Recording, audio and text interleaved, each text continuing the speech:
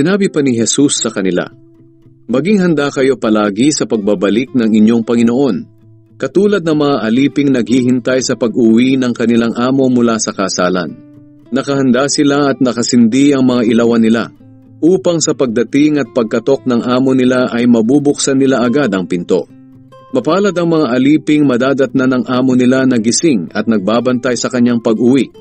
Sinasabi ko sa inyo ang totoo, maghahanda ang amo nila para pagsilbihan sila.